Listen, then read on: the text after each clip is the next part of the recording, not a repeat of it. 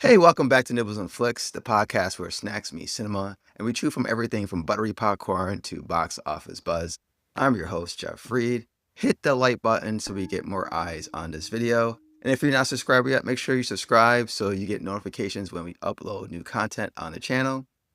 And also, let us know in the comment section, what is your favorite snack do you like to eat at the movie theaters? Let us know, and so we can start a little conversation about what people eat while they're there, and maybe you might see something you never had before and you want to try the next time you're at the movie theaters. And in this video, we're going to actually talk about Superman, but this time with spoilers. Let's get into it.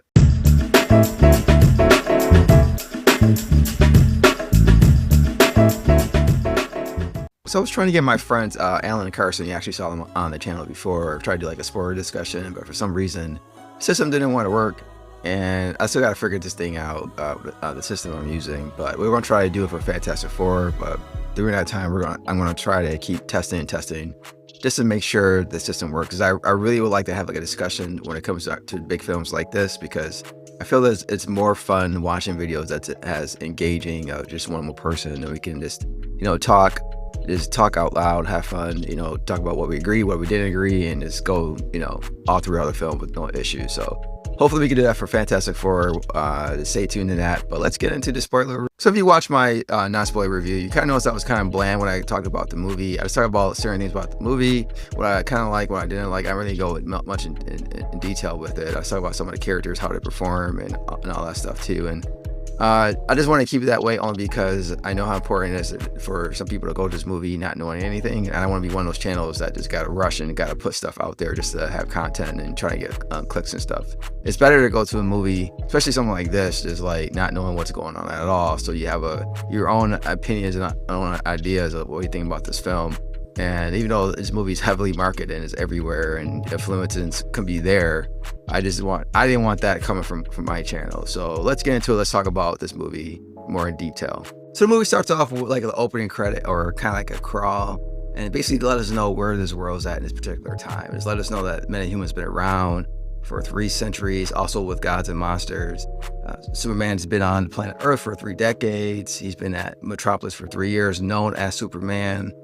3 weeks ago, he stopped the war at Baravia, and then 3 minutes ago, he got his butt whipped the very first time from the Hammer of Baravia. And I kind of wish Gunn would have gave us some kind of recap of that fight so we could at least see the threat of Hammer Baravia. We figure out exactly who it is later on in the film, but it would have been nice to see a little snippet of him getting absolutely blasted. And then we see him land near the Fortress Solitude. He's bleeding pretty bad, broken down. He's wheezing, and he calls on Krypto to come get him, and Krypto comes in and get him and basically drag him and to the Fortress Solitude. And I kind of like how they introduce Krypto. Krypto is like any other dog. Like when you see their master the first time, they're super excited. They jump on you. They don't know what they're doing. They don't understand their strength sometimes, like when they jump on you. And I'm fine with that. I was a little worried about Krypto when I first heard about him. I was like, oh, man, I hope they don't overdo it, this character or comedy.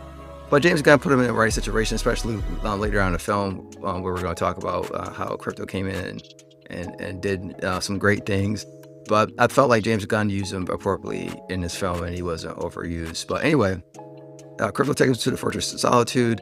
We actually see the Superman robot pick him up and put him in a chair and douse him with sun rays and actually get him back to like 83%. And the robots were telling him, you need to stay here and rest because this guy just beat you at 100%. And of course, Superman does what Superman always does. He always sacrificed himself to actually help others. And he basically said, no, can't do that. I gotta get back to the fray. He has to get back to Metropolis to help people, to make sure that they are protected from the Hammer of Baravia. This is an attack. He attacked a city. He attacked Superman, and you want to make sure that people are safe. So that is a Superman thing to do. You see there's a common thread in this film. That is completely how Superman would act. He cherished life. It doesn't matter what it is. Is it living or if it's not, he's gonna cherish it. So that they got that right. James Gunn got that right. However, I did wish we did get a small recap. Like, this is a totally different type of film. Like I said it in my non-spoiler. There's a lot of information dumped within the first 30 minutes. And I really feel like we could have got at least a recap. Like, I was programmed to believe we were gonna get an origin story, at least something of an origin story. It had to be like, 30, 40 minutes. That would have been taking too long of the film. At least like a quick recap, especially because it was so important. This message that he got from his parents, just let him know, you're coming to Earth, be the beacon of hope, let there be the light for them, lead them, help them, show them the ways how to be better. And even though that the message was broken in within transition from Krypton to Earth, that part of the first part of the message, Superman cherished. And I think if they would have showed him in the pod, maybe like real quick, like a 5-minute recap scene of him coming from Krypton to Earth and him listening to that message, that would have hit that message a little bit more once we figure out more about that message later on in the film. But anyway, no gripes about that. Gunn did what he wanted to do. He wanted to do an origin film. He knows we've seen it all the time. I mean, how many times have we seen Superman, Batman, Spider-Man? We see the origin film. We know what happened. I guess it's time to just jump into the story, kind of like a comic book. Like, we don't get the origins in a comic book. Like, when you start a new series, you already know Superman's origin. You just start the new comic. So maybe that's what he was thinking. He's going back to Metropolis to help make sure the people in Bravia is okay. He can take care of the Hammer of Bravia. And even though he's like 80% or something like that, what they're saying in the movie, he's still going out there to make sure that he's protecting the people of Metropolis. And then, he goes back and he flies back there. And then we see a little shop engineer who followed him there to try to see where the fortress is at. But while he was flying, it was the same scene that they put in the trailer. Everybody was talking smack about, saying how weird David Cornsweet's face looked and all that stuff. And I'm happy James Gunn was like, you know what, F you. We fixed the special effects for this. It looks great now. And I'm happy he did that, because sometimes you just can't let the fans tell you what to do. He basically said that this shot wasn't ready at the time where it came out, and we actually saw the French product, and it looks a different way. And some shots of the movie does look kind of weird a little bit on purpose, because he making this into a comic book movie. So like a comic book, like you're actually flipping through the pages. And that's what he was trying to do. So some shots and certain things are going to look off and off-putting and kind of weird, and like, why does it look like that? Because he's making this fantastical world to where if you're reading a comic, it would look like that. So that's what I like about what he did with these camera shots. But anyway, Superman goes back to Metropolis. He gets back with trying to fight the Hammer of Bravia. Gets beat up again. He gets thrown down to the ground. And I like how the people of Metropolis actually come and help, especially one particular guy. I forgot the name of the person. He's very important, like later on in the film. But, basically show like how the people of Metropolis view Superman. They see him as that beacon of hope. They see him as that person that's there to help him out and protect him. And they even said, like, you saved us so many times, like, we were okay with that. And they also, show something that I wasn't, like I said, the first 30 minutes of this film is a lot of information dumped, a lot. So we learn a lot about the Hammer of Bravia. Once you figure out what's going on, you see Lex Luthor, he's actually running things. He's actually controlling the Hammer of Bravia. And then he goes to basically the camp of where the Planet Watch is, where Lex Luthor's basically his protection program to protect the Earth from any, metahumans and monsters or whatever. He has this program that he has with his Raptors and Engineer and Ultraman. And that's when they revealed a lot of things in this one scene, where one, Hammer of Bravia was Ultraman. Two, Lex Luthor created this artificial pocket dimension. And three, Lex Luthor's plan, why he's trying to take down Superman, that we get little snippets why he doesn't like Superman. So, like I said before, there's a lot of information dumped in this thing. And then later on, we see Lex Luthor meeting with the government, meeting with a couple of generals, basically talking about how dangerous Superman is and how they need to take on his Planet Watch program in order to replace Superman and also get rid of Superman too, in order to protect the world. That he has the equipment and he has the resources in order to do that. And basically the government kind of tell him, like, yeah, if you do this will also help you out, because we know you're helping out Bravia as well. So with no Superman here, we know you're going to make a lot of money. Dealing with some of your tech with the country of Bravia. So, like I said, we see a lot of information in like the first 30 minutes of the film. So I can see some people why they didn't like the beginning of the film, because it's a lot of information dumping within the first 30 minutes of the film. And it could take you off surprise if you were expecting to come in and get an origin film at first. But I liked how that they didn't do that. They basically just saying, hey, look, we got to set things up.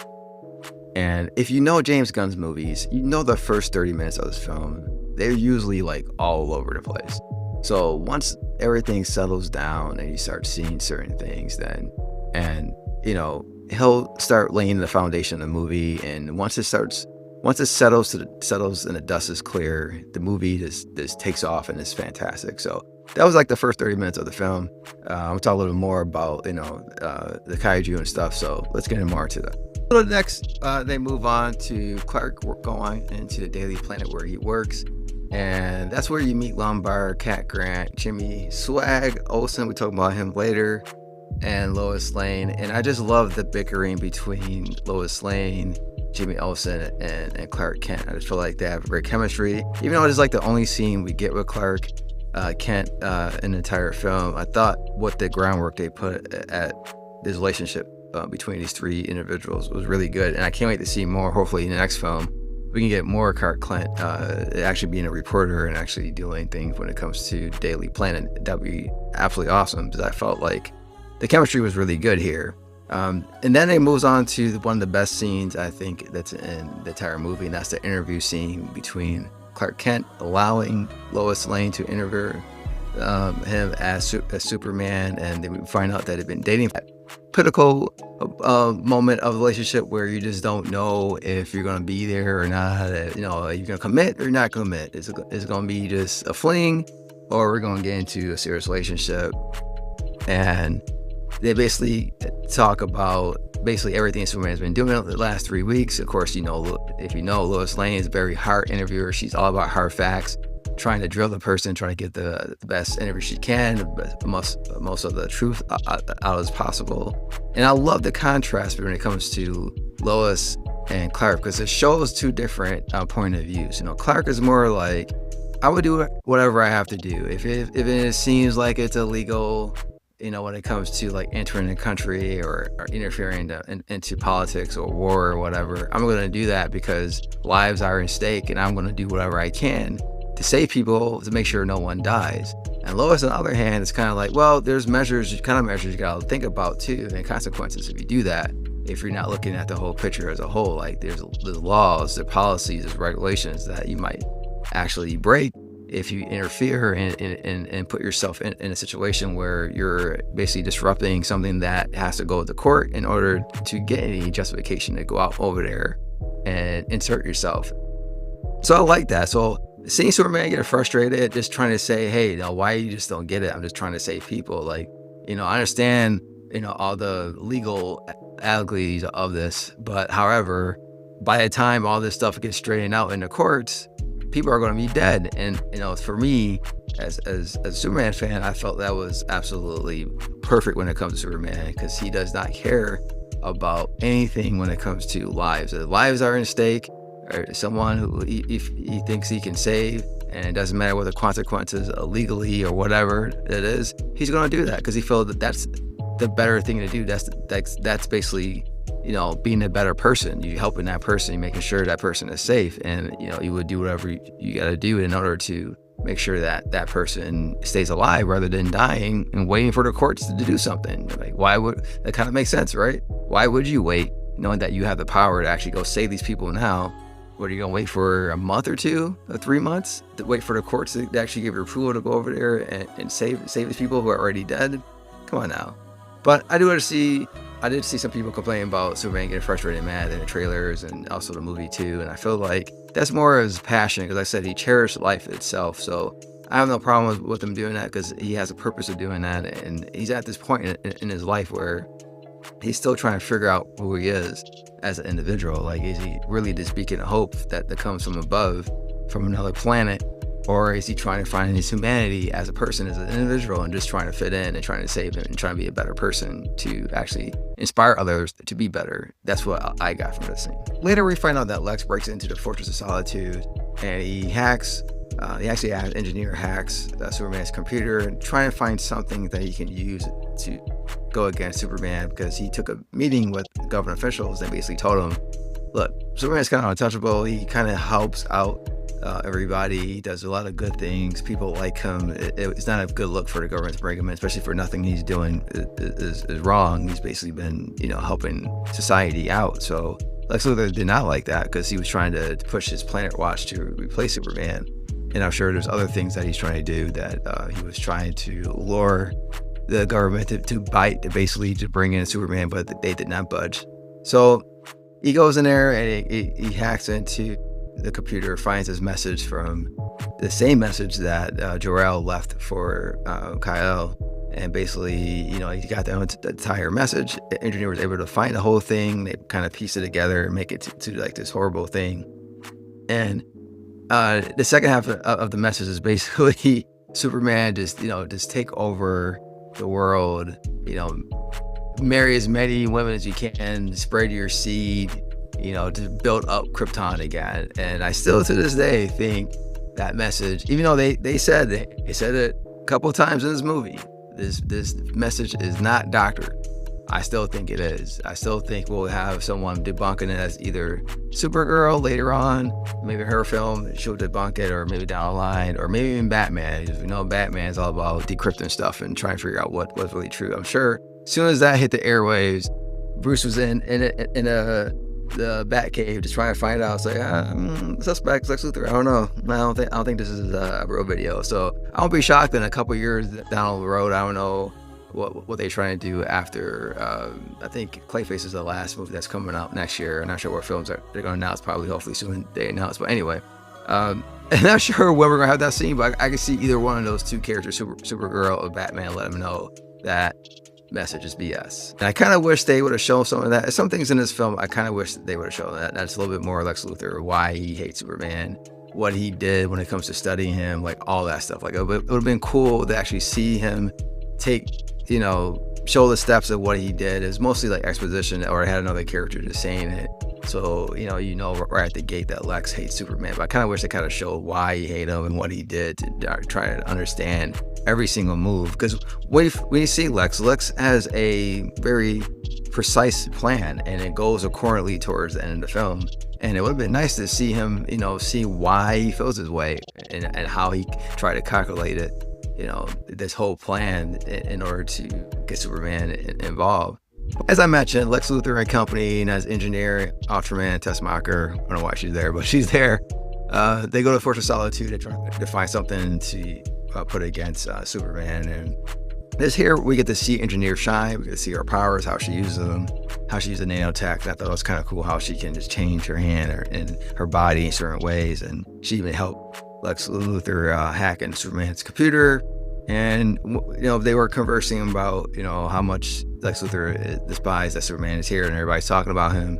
And Engineers had said something that really wasn't too fond of. I was like, I could have done a better line with that. But she basically just says that, she gave her humanity so she could help Lex take down Superman. I thought that was kind of weak, but whatever.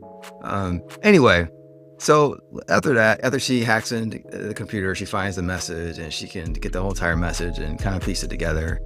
She asks Lex, I need some more time. Are you worried about Superman coming back? And Lex was basically like, no, I don't. I planted a distraction for him. It was basically a kaiju back in Metropolis. So it started off very silly, and I really didn't like how they did it at first, because it was like a little thing in a box, and it came out and spit little fire, and I was like, oh my god, this thing looks silly.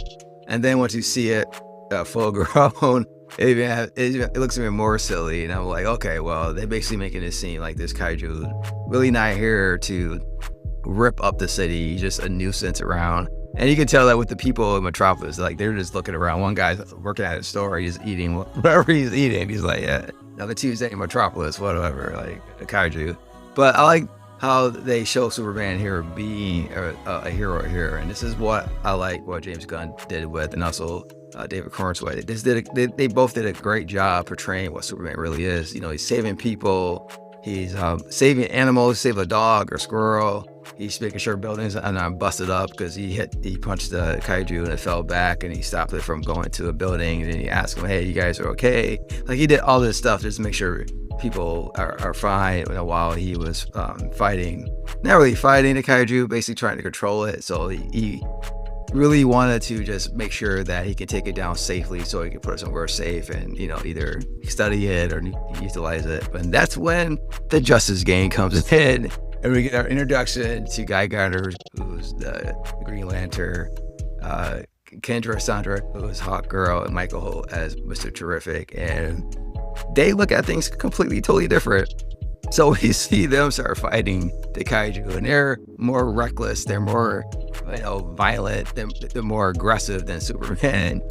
And Mr. Terrific comes and asks Superman straight up. He's like, "Hey, did you find any weaknesses?" And Superman's like, "Yeah, his eye is kind of strong, but his eyes are weak." And he's like, "Maybe we can take it somewhere. We can study it, make sure it's fine. Take it to intergalactic zoo or something like that." And Mr. Terrific's giving it a look like, "So whatever, dork. Go for the eyes." And Superman's like, "Oh, can we just do this like another way? Like, why we gotta do this?" So it gets to the point where we see a little bit of the powers of Hawk Girl. She, comes down screaming, hitting the hammer on the kaiju's head. We see Guy Gardner put, mittens on the kaiju, so keep it from like grabbing and punching and stuff like that. And Mr. Terrific put his teeth spears into the kaiju and just blows it up from the inside. And Superman's like, "Oh man, like what the heck? Like, we got this falling kaiju. He has to go catch it and put it down gently." And he's just like, "Man, can't we just do this a better way?" And Guy Gunner's like, "Man, don't be a puss, man. Come on. We took it down. We saved the day. Whatever, man." I like that because it shows the contrast between both sides. Like, even though they're all about saving the day, being heroes, and they really are serious about being heroes, Superman just looks at it totally different compared to Justice Gang, and I thought that was hilarious. And another nitpick too about this film, I kind of wish they would have focused more on that. I thought they were going to take some elements from Kingdom Come and try to see if they can do like a kind of storyline where we got these heroes who are just like, they work within the rules, but they really not. They'll kill if they have to. They don't really cherish life. They're just trying to do their job and do whatever they want. And I figured that they would kind of ease into like Superman trying to change the way they do things. They really didn't. He does inspire them later on in the film that I will talk about, but not too much to where I thought he would change them, like how they perceive as being a hero. It was more of like and being inspired by Superman rather than changing the way that they conduct business. So after they take down the kaiju and they make fun of Superman because they killed the kaiju, Superman didn't like that. We finally get the reasoning why Lex Luthor went to the Fortress of Solitude. He's on his TV show, he's doing his interview, and he's basically saying why Superman is dangerous, and he releases the message, the whole entire message actually, of Jor-El, basically saying we saw the first part in the beginning of the film and the second part basically of that message. I still think this is going to get debunked later on, but the message basically says that asking Kal is basically take over Earth, do not be merciful at all, plant your seed everywhere, get as many wives as you can, basically soak your oats, if you understand that phrase and what movie that came from. Basically do that. This rebuild Krypton upon your image. And I thought that was very interesting take. Like I said before, I still think it's going to get debunked later on the line. But if it doesn't, it's an interesting take to take. I mean, Kryptonians do think like that. They're very precise, and when it comes to results, and they don't really use feelings and emotion, stuff like that. They're kind of like robots. So I kind of get it. So if they keep this way, kind of fits the Kryptonian lore. But however, Superman, is like being questioned by Justice Gang. They say, "Is this true?" Whatever. And he's like, Superman's like, "I don't know. Like, I only heard of the first part of the message." And he clicks on his head what really happened. And he knows that Lex Luthor went to the Fortress of Solitude, so he flies back. And that's when we get some more of that cool action of Superman flying in the air, trying to get back to the Fortress of Solitude. And when he gets there, he finds out the Superman robots are basically wasted, but number 4. And he asks number 4 what happened, and he couldn't really tell him before he powered down. And he called on Krypto, and he notices the Krypto is not answering. He basically got kidnapped as well. And then we see Superman flying back to Metropolis, and he's going to Luthor Corp, and he's going to Lex Luthor's office. And if you ever watched the animated series or read any comic books, this is ripped out of the pages of the comic books and the animated series. There's always times that Superman will bust through Lex Luthor's office doors, bust down the doors, blow it up in smithereens, and then throw something just to show Lex he's real pissed off. He's not gonna do nothing. He's not gonna do anything physical towards him. He's probably just gonna yell at him, and Luthor's gonna look at him like, "Whatever, bruh." I'm not afraid of you. Hey, do anything. I know you're not gonna do anything because that's not you. But this is what happens. He comes in, he busts down the door. He asks Luther, "Where's the dog?" Luther's like, "What dog? What are you talking about?" Whatever, man. Takes this table, flip it into the window. Luckily, Lex Luthor got his mug so he can still drink his coffee. And, he asked him again, where's the dog? And he said, dog, and ugly dog in the cape, and asking him. And, basically he got test markered, like recording the whole thing. So it looks like Superman is out of control and he can't control his emotions and stuff like that. So they're just like flipping this whole thing, trying to get people against him and all that stuff. So, like I said before, Lex Luthor has a precise plan and it's working. It's going through like this perfectly. And, sometimes when you get ahead of yourself, you think the plan is going well and you're not worried about it and you got ego like Lex Luthor, something could happen. But anyway, we see this and then it goes into this another scene. And I love how James Gunn utilizes all these different tones in one scene. And this one scene is like really cool. He comes back, but it starts off, it pans. It's a panning shot where it starts at a TV. And the TV's on, and it's on the same TV show that Lex Luthor was on. And the person was interviewing someone else. And look who it is. It's Peacemaker. We get a Peacemaker cameo. And of course, he is talking smack about other superheroes, especially Superman, saying, how edgy is it for a superhero like Superman not to kill? Like, is that edgy? That's not real edgy, And then you start about other superheroes. While Superman sits down in the chair saying, all the other superheroes are jealous of me because I'm jacked and blah, blah, blah. And then we see that it is completely, it's funny. Peacemaker only had like 4 issues for decades, okay? And he was virtually a nobody. And now he's like all over the place. And I love it. Like he's in the new Absolute series if you're reading that. And it is cool to see Peacemaker, who was just a guy for decades that just had 4 issues, is now this popular character in DC lore. I think that's amazing. But further on, we'll get into the scene where we see Lois Lane. She's actually at Clark's apartment, and they start talking about certain things. She asks him, "Is it true?" And she believes him that he's not here to do that, and he's very upset and sad. And they talk about rock and roll. But during this time, Lois Lane is looking outside, because if you remember the first picture they released of Superman when he's putting on his boots, it's like a intergalactic whatever thing in the back. So we actually see that now in the movie, and Justice Gang is basically fighting it. And she keeps looking at it like, aren't you gonna take care of this? Yeah, she even asks Superman, "Yo, you see this, right?" And Superman, Lois Lane was nice. She brought him a hot beverage. She had her Sheldon moment. Always do that when someone's sad, bring him a hot beverage, and he's drinking a cocoa. And he's like, "Yeah, they got that. Whatever." He's like, "Yeah, this is good cocoa." But just using so many different tones at once, and just showing how great the chemistry between these two characters, and also bringing all these different outlets into it, and showing why Superman is great and the difference between Lois and Clark. Because she even said, you're too sweet, you're too nice, you gotta stop doing this. And Superman's like, this is me, this is who I am, I'm a nice person. Maybe I'm like rock and roll, I'm like the crab that, I forgot the rock and roll band, but she was like, yeah man, they suck. I said, no, they're great, people like them. But I thought stuff like that was just very cute how they put humor in it. However, he tells her, I'm gonna surrender tomorrow because I gotta find the dog. And she's like, well, why are you gonna do that? It's just a dog. And he's like, yeah, I know he's not a very good dog, but he's alone and he's probably scared and I gotta help him. And that's what makes Superman. He's willing to sacrifice himself and surrender to see if the dog is in the area where they might take him. That's Superman. That's all you can, if that's not Superman, I don't really know. And the whole entire scene was great because it shows the range that these characters have, these actors have, like David Cornsweet and Rachel Brosnahan. It was fantastic. And both of their scenes that they had, whether it was just one-on-one, and I actually love those scenes. But it just basically shows what Superman really is as an individual, how much he cares, even though he doesn't like this dog at all. This has ripped up his house, and it's a complete menace, but he still cares and cherishes his life. So Superman surrenders to the U.S. government. Rick Flag is there to pick him up, and you got the engineer there and Ultraman, and they basically take him to the alternate pocket dimension after Rick Flag tells him we don't have any facilities that can hold you. So we turned it over to Planet Watch. It was basically ran by Lex Luthor.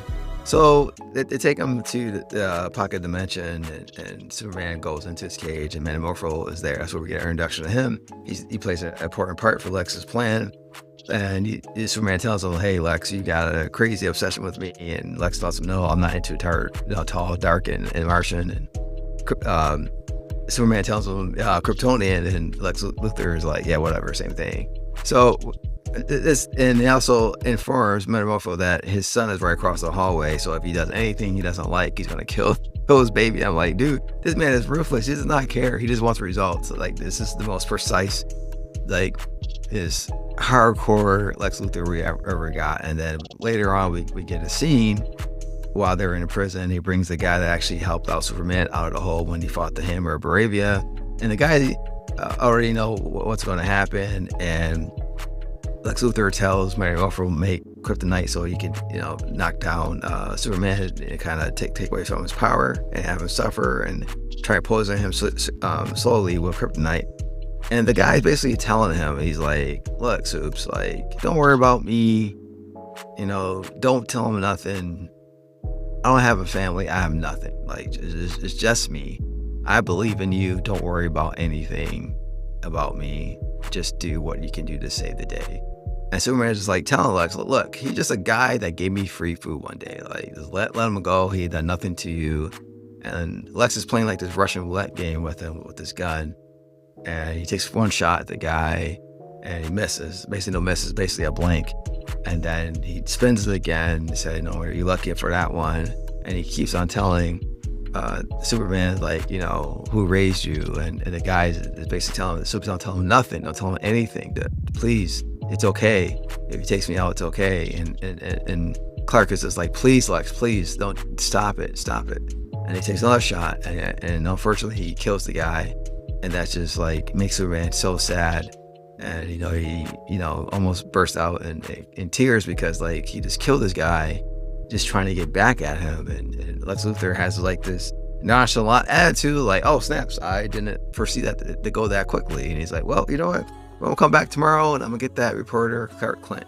And we're gonna kill him too, right in front of you, until you start giving me answers." And that's when everything hit for Metamorpho. He was talking to Supes before. Actually, he didn't want to talk to Supes before. And he told Supes, like, "Leave me alone." After Supes told him, like, "Hey, I can save you and your child. Let's go get your baby." And Metamorpho had nothing to do about it because the fear of Lex Luthor, with him. And then after that, seeing someone getting shot and killed, especially in front of his kid too, that basically turned around Metamorpho, and he's like, "Look, can you help me? I'll get rid of this kryptonite. Just help me get my son." And he's like, "Okay, yeah, I could do that." And Superman's trying to get up. And he's like, basically say, "Well, why you can't get up? Like, why your face is still ugly? What's going on?" And you just see Metamorpho's faces. His face is not like the most like, dashing face of all time either. And he's just like saying, "What's wrong with your face? Why is that why is it still ugly?" And he's like, "I need the sun. The sun powers me. That's what helps me recuperate." And he's like, "Oh, okay, well, I don't have a sun, but I can make, something like that." So he makes like an artificial like sun, whatever. So make it the powers back, face goes back to dashing. And he breaks out of the prison and helps get baby Joey back. And this whole sequence in the pocket dimension is actually cool with the action. They're fighting, and then you get Lois Lane, who actually goes to the Justice Gang headquarters, and she's basically trying to lure them to come help her get Superman. And Guy Gardner is basically like, I may believe what he said, but I'm not getting involved in this politics. I'm not doing that, whatever. And, everyone's like talking smack, saying, Hawkgirl and Mr. Patricia is like, "Oh, now your oath comes in." Like, okay, whatever. Like, you don't want to do anything. Anytime you don't want to do nothing, your oath comes in, because he tried to say, like, your oath takes precedence over trying to do something you don't want to do.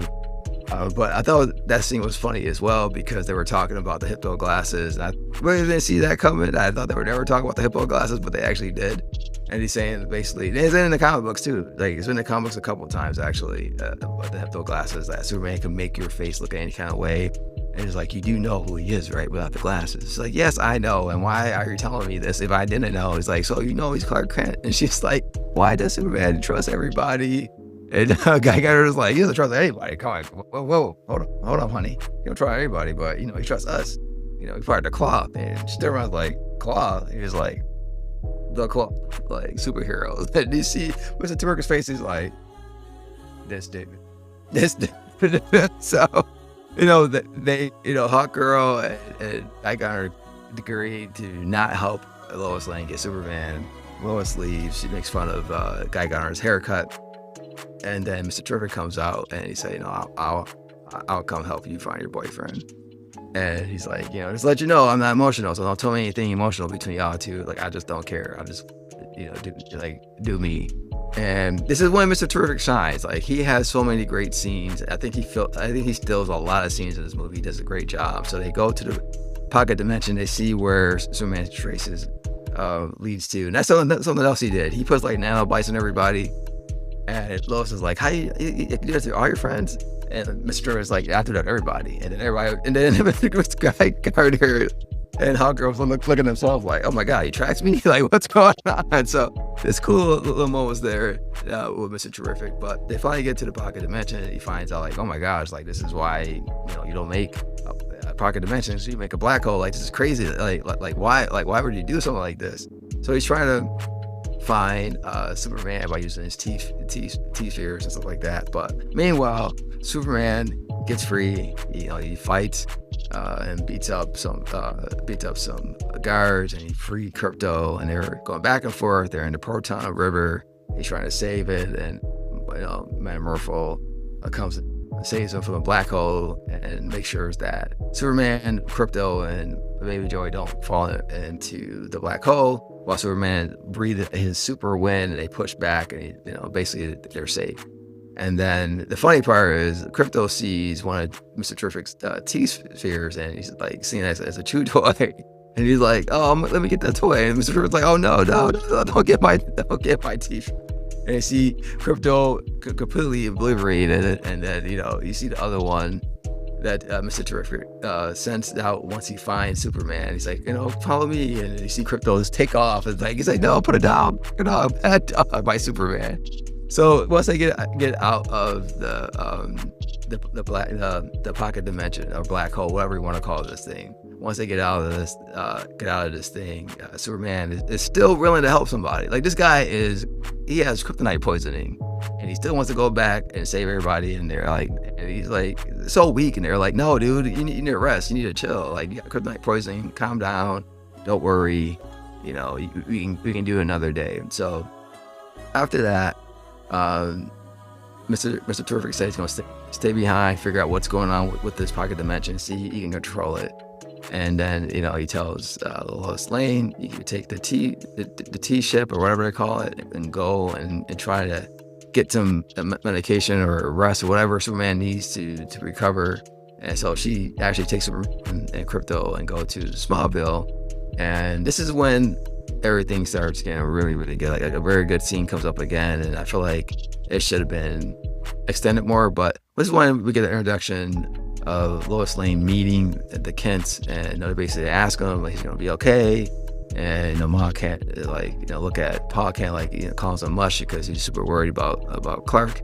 And you finally see exactly why. I think she finally sees why Superman is the way that he is, and I think she starts falling for him again at that point. But the cool thing about this whole entire scene too is Jimmy Olsen, what I will now call Jimmy Swag Olsen, because who knew he can just get all the girls? They show hints of that early in the movie, where at the Daily Planet, these two girls were like gawking at him and like, oh my God, it's Jimmy, blah blah. He had a picture on his desk with him with two other girls on the couch, and he was like this, like it's just straight pimping. Who knew Jimmy O had all this swag? But anyway, apparently he was dating Eve Tessmacher. She has some information that possibly could get Lex into trouble. And she, he asked Tessmacher to send him some stuff and, all that stuff. So she actually kind of doesn't at first, then eventually she does later after something happens between Lex Luthor finding out Superman got out of the prison, and he's very pissed off about it and kind of throws stuff at Tessmacher, and she leaves and she goes into a closet and basically sends selfies of her, all the selfies we've seen. Now I feel a little better because when I saw her doing selfies in the trailer, I was like, oh my God, she's gonna be doing this stupid selfie crap. But it actually comes into a reasoning. It's part of the story, and it actually works out pretty well when it comes to the story. So she sends the selfies, and they start working on the story of what's really going on with Lex Luthor, with how he's using his military products to get to Bravia so they can start this war, so they can take over another country, so he can buy half of the new Bravia and make it to his own country, and start seeing this stuff like this. And that's what I like about this film. Like they started showing what makes Lois Lane a great reporter, and like, you know, how she broke down everything when it comes to everything that was sent by Tessmacher to actually piece everything together to make a compelling argument why Lex Luthor is a traitor to the United States. So the next scene, we see Clark. He's outside, he's healed, he's eating cereal, and he's in front of his house. Pa Kent comes out, and they sit up right next to him, and they start talking. And Pa Kent was basically, you know, trying to see how he was doing, how he's feeling, and Clark basically lets him know, hey, he feels, you know, devastated about the message. You know, he was thinking one thing about the message, and it turned out to be another, and he's just not being the person that he thought he would be, because he thought the message was saying you have to be this type of person, where it was saying you have to conquer the world, and that's something that he doesn't want to do. And I love what Pa Kent basically told him. He says the message is not about everything. Parenting don't tell you what they want you to do. Parenting's job is to give you the tools to figure out what you want to do, and for you to look at that message and actually think all the positive and good that you're supposed to be uplifting, be a beacon of hope, show the world how to be a better person. That tells you who you really are. And he basically tells them, like, your actions make you, not your parents. Your actions create your destiny. And he said, you know, how much he's very proud of him. And I love that scene so much, because I felt like it really showed how much their relationship really is, and let Clark know that, hey, even though your birth parents tell you this, you know, we were here to help you out, and you were making these decisions on your own. Like, you're the good person. Like, who cares what your parent says? You know, you're doing all this goodness basically by yourself. And that was one of the scenes that I loved a lot, but I felt like Gunn took away. He didn't let it really sit a little bit. And I felt like it was a rush, because Ma Kent comes and call him mush. And I felt like they would have kept maybe like another minute or two there. That scene would have been so heartwarming. So when you see the final speech from Superman later in the film, it's like, it hits you even more. It lets you know exactly Superman got the message from Pa Kent.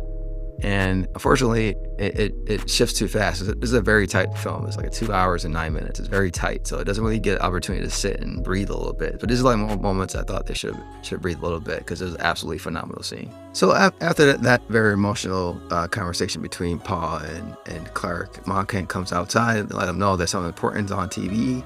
And they come inside and they see that the war in Bravia is about to begin. And at the same time as well, Mr. Terrific comes in and lets Superman know that, hey, the Metropolis is about to get split in two, because the pocket dimension that Lex Luthor created is now splitting. Everything is going out of whack. I need you to come to Metropolis and help. So he goes into Metropolis, and he works with Mr. Terrific, trying to figure out what's going on. They said that the code is what's going to shut it down. And then once they figure out, you know, where Lex Luthor is located, they get ambushed by Engineer and Ultraman, and they basically take out Mr. Terrific, and it's 2-on-1 with Superman versus Ultraman and Engineer. And when we see there, basically, Supes does a great job fighting both of them by himself, but eventually they get an upper hand when Superman's niceness takes advantage of him. When he asks the Engineer, hey, you know, you still got time to get out of this, let's Lex Luthor, let's be heroes and all that stuff, whatever he was trying to convince her to do. But it didn't work, because Ultraman came by and did this knucker punch because of Lex Luthor throwing out the code. It's kind of like a video game. That's one thing I forgot to say too. He's like a controlling. When I meant he's controlling Ultraman and Hammer Bravia, he's actually like throwing out codes, and his analysts would put it out, and Ultraman actually would do it. So he does like a punch code, whatever, knocks Superman away from Engineer, and then it gives Engineer an opportunity to push her nanobites into Superman to basically cover his face and his mouth and all that. And then he really didn't know what to do. So the only thing he figured he can do is actually go into space. So he flies up to space, and Engineer and Ultraman actually follows him through space. They had a hard time catching him, and they finally caught him up, only because Engineer spread her nanobites as like little little strange to pull Superman back, but he's still strong enough to pull him into space. And basically, the nanobites froze while they were in space, and Superman does a nosedive all the way from space, all the way down to Earth, and basically knocks out the engineer and knocked out the nanobites out of his body because they were filling his lungs, and the longer the nanobites was spreading in his lungs, less air he had, and he couldn't breathe anymore. Even though he can hold his breath up to an hour or whatever like that, they said, with air in his lung. Think longer in the comics, but whatever. We're not gonna nitpick on that. But anyway, finally get the opportunity to get one-on-one competition between Ultraman and Superman, but Ultraman's mask is like falling off, and that's when the final reveal comes. And we find out that Ultraman is actually a clone of Superman. Lex lets him know it was easy to finally clone you because all the fights that you're doing around the city and around the world, it was easy to collect your DNA once they found like a string of hair of him laying around somewhere. He was able to clone this Ultraman. And I kind of was hoping that Lex would have said, like, the only reason I call him Ultraman because it sounds better than Superman. To kind of little jab to say, you know, this is not really the true Ultraman that we know from the comics. It's possibly going to be Bizarro later on, but we'll see what they do. But they finally go one-on-one, they're fighting, and Superman is getting basically beat up a little bit, and Lex Luthor has his speech telling him why he can't stand Superman, saying that, you know, he's under the same breath as Einstein, these other great creators in the world, and unfortunately this guy comes out of nowhere who doesn't do nothing but just save people, and he is harming the human race, and he's hindering humans from actually growth, and that's why he hates Superman, because one, he's taking away his spotlight, and two, he's hindering human growth. So it kind of makes sense. Does feel like that in the comics, so I'm happy they kept that realistic in this movie and kept that kind of storyline of Lex, how he really feels about Superman. So I thought that was great. However, Superman laughs a little bit, you know, because after Lex told him, you know, brains over brawn, and Superman basically said, yeah, you're right, brain over brawn, and he whistles. And another good timing, like I said, Krypto has good timing in his movie. Good moments. So Krypto comes, knock off Ultraman off of Superman, and we're finally about to get a one-on-one fight because Superman tells Krypto, get the toy, which is the drones that we see all over Lex Luthor's. Basically, the drones are following him, and that's how he knows how to follow Superman and how to figure out how Superman's fighting and all that stuff. He's basically watching Superman and everybody else all the time with these drones, and he tells Krypto to go get them. And basically that's what he does. The same thing that he did with the T-Fears for Mr. Terrific. He does the same thing with Lex Luthor drones, and basically just take them out one by one, and actually give Superman the even playing field that he's been waiting for to go against Ultraman, because there's no Lex Luthor giving any combination strategies to Ultraman in order to basically to understand and know how Superman fights. And like I said, he's been studying for 3 years. He knows how he fights. He knows every move. He has over 2,000 combinations where he can use on Superman. So now all that is thrown out the window. And like I was saying before, Lex Luthor's plan was working precisely throughout the whole film until up to this point. And he had a little cockiness, and that's what hurt him. And he could have just ended Superman right there, but he didn't. He gave Superman a breather and figure out what he had an open opportunity to do something. Calls Krypto comes, and then one-on-one with Ultraman, and just basically wreck shot with Ultraman does get a couple more shots. He actually kind of breaks Superman's shoulder a little bit, but Superman uses momentum from the school bus that was coming down from the split to actually take Ultraman into the black hole.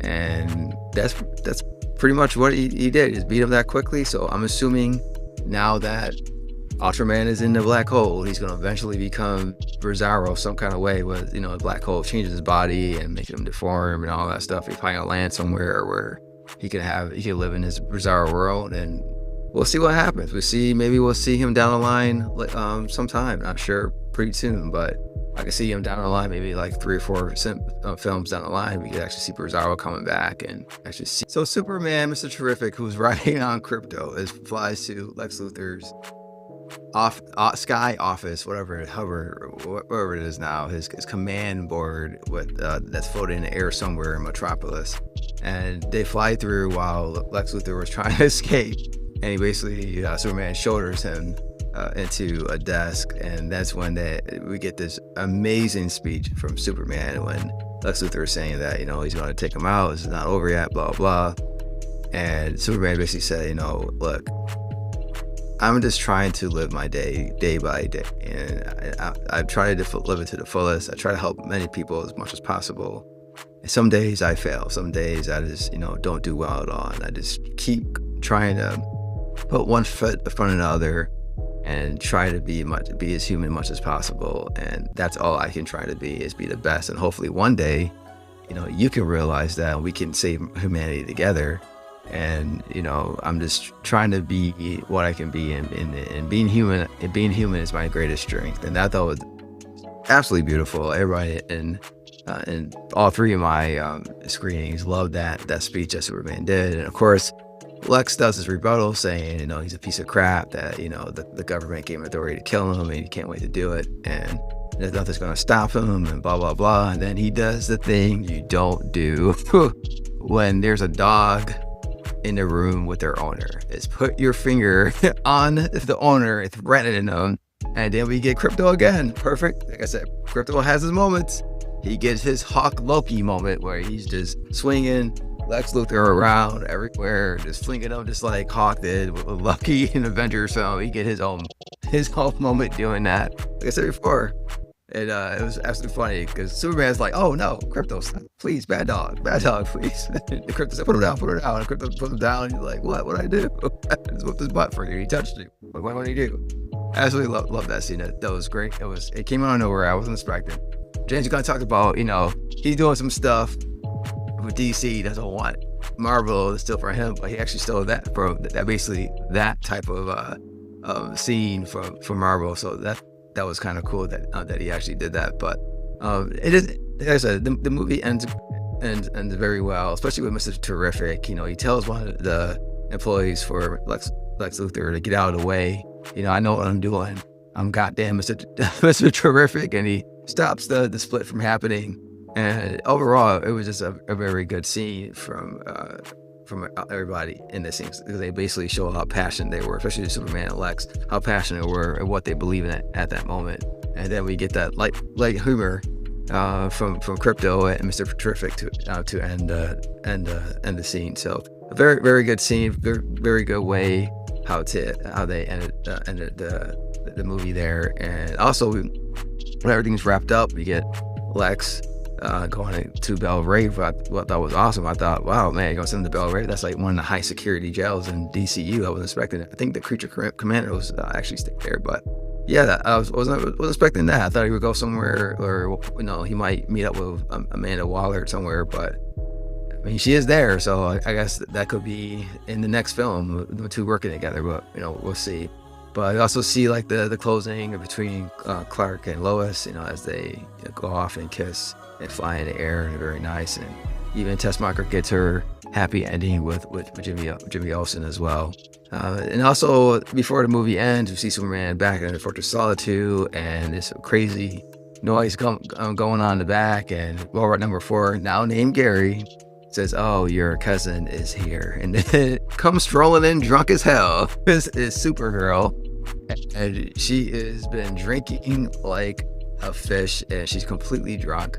And I know a lot of people are going to be saying, "Well, how could she be still drunk?" Yeah, we know she went to a planet with the red sun, and she goes get blasted, and now she's back on Earth, which is a yellow sun, which of powers. Should have soaked up all that alcohol. Yes, I know, but don't play into it. Come on, like it's just basically an introduction of what she's going to be in her movie coming up pretty soon. And we also learned that she is the actual owner of Krypto, because Krypto jumped all over her and do all the same kind of pouncing that she did to Superman in the beginning of the film. And now we know why Krypto is so bad, because there's no training at all. There's absolutely no training at all. It's basically, where's my dog? The dog is acting bad and wild, and that's what happens when dogs don't get trained. They're wild and out of control. And they're very good introduction to Supergirl, and I can't wait to see her movie. But All in all, the end credits were pretty bland. We actually saw one of them in the promotional with Clark and Superman on the moon look at Earth. Nothing really cool, nothing new or cool there. And another scene with Mr. Terrific and Superman talking about how the alignment of the building is not exactly put together correctly. It's kind of off, and Mr. Terrific is upset because he's like, "Hey, I bust my butt to put these things back together again. I'm sorry, it's not perfect, but and Superman gives the gosh, oh darn, that could be a jerk sometime kind of corny line, just like Soup does. But after watching this film and seen it about 3 times now, and I can still feel that this movie is still, for me, a 5 out of 5 snacks. I do recognize the negatives in the movie. I understand why some people have some issues with it. No problem with me. Like I said before in my non-spoiler, those issues did not bother me because they didn't dwell on those issues long enough for me to not like it. It's like weird quick stuff. So it's stuff like I don't like, it's like, oh, I don't like that. And then they're done with it and they move on to something I do like. And, James Gunn did a good job doing that, is like dwell on the stuff that I felt that was negative. But let me know in the comment section below, guys. Did you guys watch this film? Do you feel the same way about how I feel about the movie? Let me know in the comment section below. Let me know if you liked the film or didn't like the film. Are you excited about the new DCU and upcoming projects like Peacemaker, Supergirl, The Lanterns, Clayface? Let me know in the comment section below. And keep checking out our channel. We're growing slowly. Make sure you hit the like button. Let us grow and get more eyes on this video. If you're not subscribed yet, make sure you subscribe and you can be notified for new content. And thank you for watching. Just saying, keep snacking, keep watching, and keep it real. And I'll see you next video. Take care.